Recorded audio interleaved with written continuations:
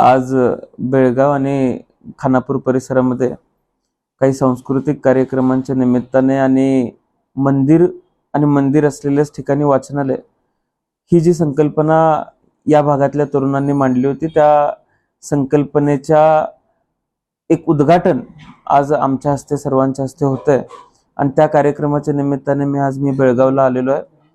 मला निश्चितपणाने स्वर्गीय आबांचं आणि बेळगावचं नातं जुनं होतं आणि महाराष्ट्र एकीकरण समितीच्या संदर्भामध्ये एक असलेला जिव्हाळा, हा जिव्हाळा नेहमी बेळगावकडे आम्हाला खेचून आणतो अशी परिस्थिती आमच्या सर्वांच्या बाबतीत झालेली आहे। या भागातल्या सर्वसामान्य लोकांची मराठीची अस्मिता ही जपली गेली पाहिजे, ही भावना आमच्या सर्वांची आहे आणि त्या भावनेला प्रोत्साहन देण्यासाठी आम्ही सर्वजण सातत्यानं बेळगावच्या सर्व नागरिकांची भेट घेत असतो।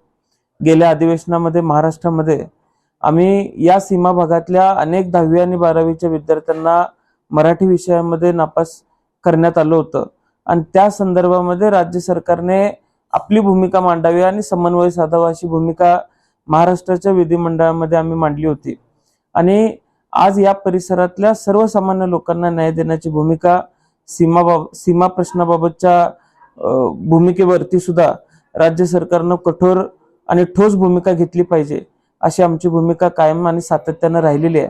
त्यामुळे आज या परिसरामध्ये या कार्यक्रमाच्या निमित्तानं आलेलो आहे इथल्या लोकांना भेटण्यासाठी। आपण जो कालचा जो ठराव झालाय म्हणजे महानगरपालिकेमध्ये जो त्रास सुरू आहे त्या संदर्भात आपले इथला पेपर मी आज सकाळी वाचला नाही, पण जरा माहिती पूर्ण आपण दिली तर मी बोलू शकतो। नाही म्हणजे कन्नड रक्षण वेदिकेचे जे काही कार्यकर्ते वगैरे धुडगूस घालतात दर वेळेला, म्हणजे त्या विरोधात काय हेच नाही ना?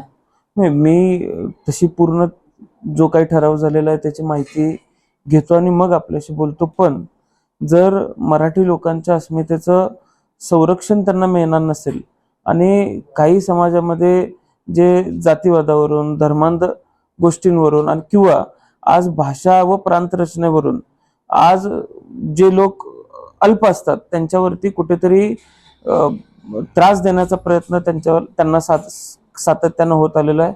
इथेही बऱ्याच संघटना आहेत ज्या संघटना मराठी लोकांच्या अस्मितांना त्रास देण्याचा प्रयत्न करतात। मी ठराव काय झाला याची माहिती घेतो, पण मराठी लोकांच्या अस्मितेच्या संरक्षणासाठी आम्ही सातत्याने उभे राहू एवढे निश्चितपणाने आपल्याला सांगतो।